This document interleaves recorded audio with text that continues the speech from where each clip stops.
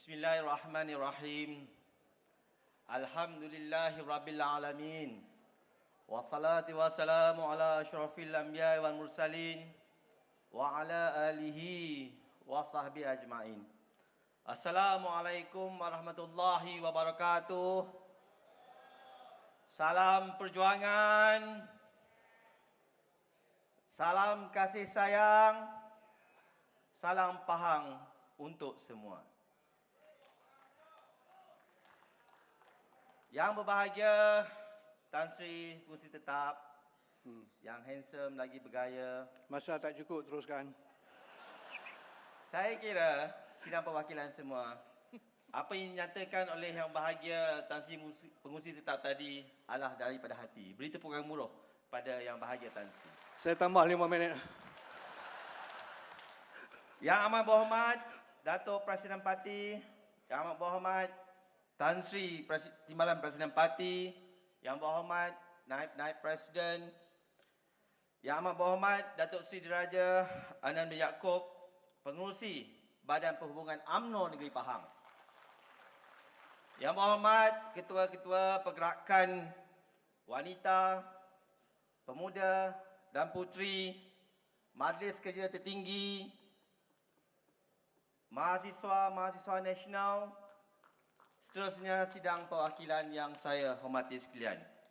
Saya Muhammad Syaha Abdullah, Ketua Pemuda UMNO Pahang, Wakil Badan Perhubungan UMNO Negeri Pahang. Pada petang Jumaat yang penuh barakah ini, diberikan peluang dan ruang untuk sama-sama membahaskan usul ekonomi yang dibawa oleh UMNO Johor sebentar tadi. Saya memikirkan, Yang Bahagia Tan Sri Pengerusi Tetap, apabila kita bercakap tentang ekonomi, apabila kita bercakap tentang 68 tahun UMNO memerintah Malaysia, kita bercakap tentang tunjang UMNO, kita bercakap tentang garis masa, apa yang berlaku semalam, apa yang berlaku hari ini, dan apa yang akan berlaku pada masa akan datang. Dalam perkara ini, kita mesti teliti. Kenapa? Wakil Johor sebentar tadi membentangkan usul ekonomi yang begitu cantik. Tidak ada cacat celanya. Tetapi persoalannya, adakah ia indah kabar dari rupa? Adakah ia hanya seolah-olah kita mencurah ke daun keladi? Kita bercakap tentang garis masa. Kita bercakap untuk memenangi pilihan raya ke-14. Kita tidak pernah bercakap tentang perkara yang lain. Betul? Kita bercakap tentang untuk menang. Betul? Kita bercakap untuk pastikan orang Melayu memerintah kuasa dan orang Melayu memiliki ekonomi yang cukup kuat. Kita semua dapat merasai sidang perwakilan betapa pedihnya, betapa peritnya perasaan kita apabila ekonomi ini tidak dikuasai oleh orang Melayu. Kita sedih seorang ibu tak mampu untuk membeli buah untuk anaknya yang seperti Tan Sri Pengerusi Tetap beritahu tadi. Saya sebab kerana apa? Ini hakikat orang Melayu. Lagu warisan, indahnya bumi kita ini. Warisan berkurun lamanya. Hasil mengalir ke tangan orang lain. Pribumi merintih sendiri. Kalau inilah yang dijadikan tunjang kepada UMNO, saya tidak lihat garis masa untuk kita menghadapi masa-masa akan datang dimiliki oleh kita. Datuk Seri Presiden, kita mesti lihat, kita hanya ada kuasa. Kita akan menentukan bangsa. Marilah kita sama-sama satu hati, satu tekad untuk kita pastikan ekonomi orang Melayu dipertahankan. Boleh? Boleh? Kita bukan nak ke seberang. Kita nak ke kota. Kita bukan nak ambil hak orang. Kita nak pertahankan hak kita. Boleh tuan-tuan? Petang-petang ni boleh tuan-tuan? Boleh? Yang berbahagia Tan Sri Pengerusi Tetap, sidang perwakilan sekalian. Hari ini orang Melayu suka apabila dipanggil bos atau tuan. Orang Melayu memiliki kuasa, kedudukan dan jawatan. Bukan sahaja dalam kerajaan maupun parti politik, tetapi orang Melayu sudah merentasi semua organisasi. Dah 57 tahun kita merdeka. Tetapi apa kesannya? Hari ini kalau kita dilihat dari dimensi Melayu, politik dan ekonomi, kita hanya orang Melayu bos yang pokai, betul? Kita tuan yang menjadi hamba. Kita gagal untuk menguasai ekonomi. Kita gagal menggunakan kuasa politik untuk menguasai ekonomi. Tetapi orang bukan Melayu begitu pandai dan cerdik menggunakan kuasa ekonomi untuk membeli kuasa politik. Kita tidak mahu perkara ini berlaku. Saya berbangga apabila meneliti ucapan Yang Amat Berhormat Datuk Seri Presiden Parti yang telah bersungguh-sungguh ingin membawa agenda Bumiputera sebagai satu agenda nasional. Beri tepukan gemuruh kepada Datuk Presiden Parti.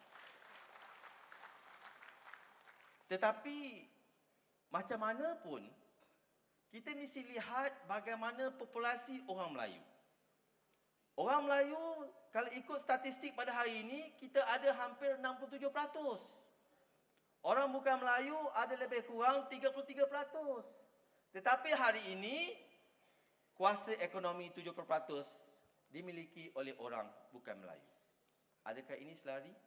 Adakah ini yang kita mahu? Dan saya rasa yang amat pentingnya adalah kita mesti lihat bagaimana kekuatan aset komersial orang Melayu. Hari ini kalau kita pergi bandar-bandar besar, Kuala Lumpur, Johor Bahru, kaum Bumiputera hanya memiliki satu daripada 100% aset yang berada di negara, di bandar-bandar besar. Tetapi populasi orang Melayu di bandar bukan 1%. Kalau inilah yang dijadikan, kita yakin dan percaya sudah pastinya kita akan terus kalah di kawasan-kawasan bandar. Lihatlah sidang perwakilan yang saya hormati sekalian. Bukan sahaja aset-aset atau hal tanah yang tidak dapat dimiliki orang Melayu, tetapi yang paling pentingnya adalah pemilikan rumah mampu milik. Adakah rumah mampu milik hanya gah dari segi nama? Adakah rumah mampu milik gah dari segi nama? Atau rumah mampu milik kita kena tukar rumah hanya mampu tengok? Saya meminta kepada agensi-agensi supaya memberi tumpuan kepada masa depan orang muda, masa depan anak-anak sidang perwakilan semua. Kenapa? Orang muda hari ini perlukan rumah. Anak-anak tuan-tuan, saya dan semua orang-orang muda perlukan rumah. Kalau kita tidak memberi satu pulangan yang baik kepada orang-orang muda, saya yakin dan percaya tidak akan ada orang-orang muda memiliki rumah. Kalau kita dapat Pahang, UMNO Pahang ingin mencadangkan Tan Sri Pengerusi Tetap supaya kita buatlah sistem caruman seperti bagaimana tabung haji mencarum duit untuk pergi menunaikan haji, dan saya fikir yang paling pentingnya adalah kita hari ini perlu mencarum duit untuk generasi akan datang. Saya tertarik dengan wakil Pulau Pinang yang membahaskan usul ekonomi sebentar tadi, bercakap tentang SME, perusahaan kecil dan sederhana. Di Malaysia kita ada lebih kurang 660,000 syarikat yang berdaftar di bawah PKS, perusahaan kecil dan sederhana. Tetapi untuk makluman sidang perwakilan, yang malangnya adalah hanya 37% sahaja dimiliki oleh orang Melayu. Daripada 37%, 88% hanya menjalankan aktiviti mikro ekonomi. Maknanya, kita sudah gagal untuk menguasai industri-industri besar dan hari ini juga kita sebenarnya tidak diupayakan dalam bidang perusahaan kecil dan sederhana. Apa kita nak buat? Kalau inilah yang kita fikirkan, saya percaya kita akan terus tidak menguasai ekonomi. Kalau ini berlaku, sampai bila-bilalah kita akan berada di bumi yang bukan dimiliki oleh kita sendiri. Yang kedua, saya harap sangat UMNO Pahang ingin mencadangkan supaya jangan kita hukum orang yang gagal. Ramai sudah usahawan-usahawan yang cuba, peniaga-peniaga yang cuba berniaga di tanah sendiri.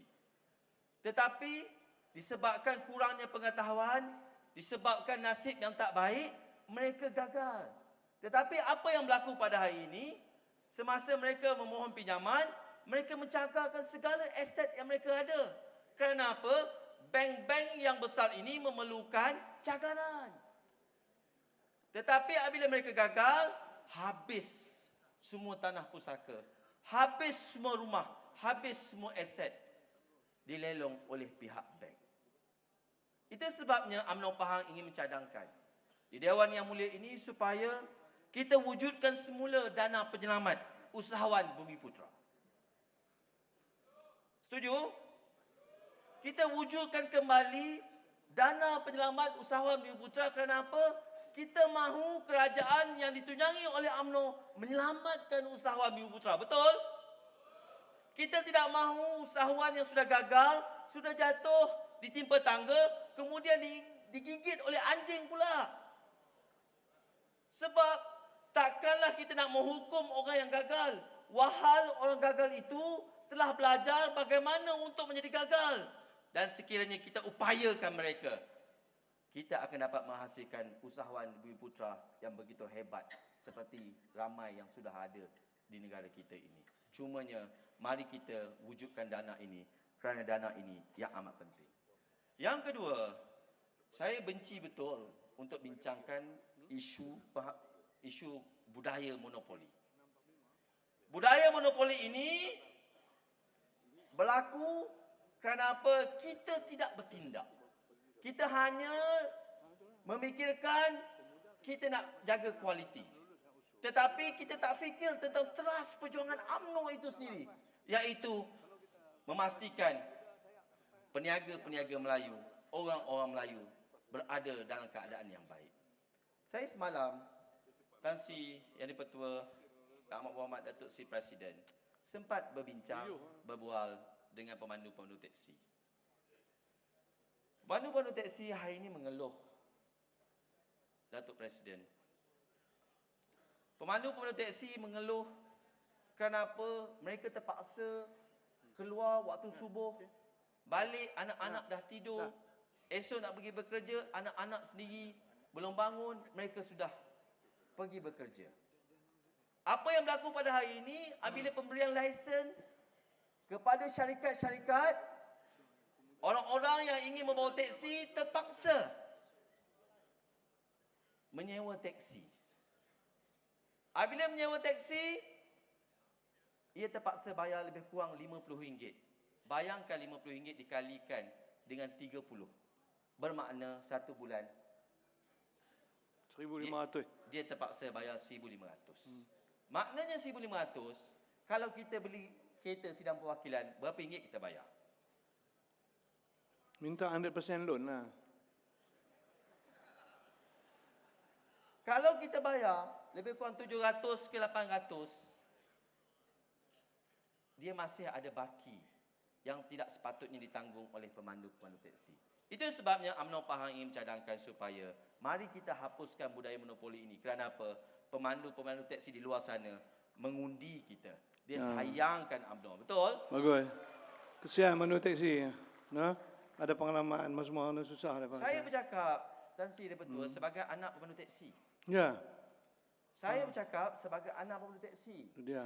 Ayah saya ada teksi, baru saya ada kereta.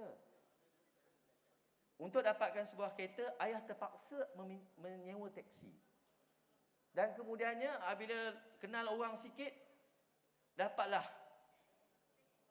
lesen teksi atau permit teksi.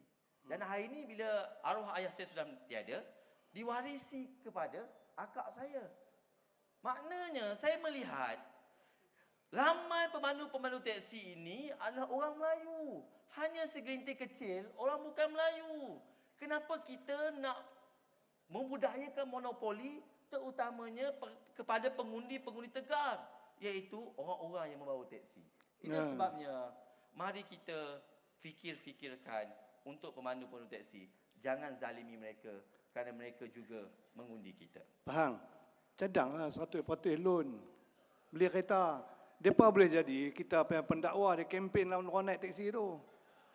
Sehari berapa orang naik? Dia kata BN UMNO. Betul, betul Tan Sri.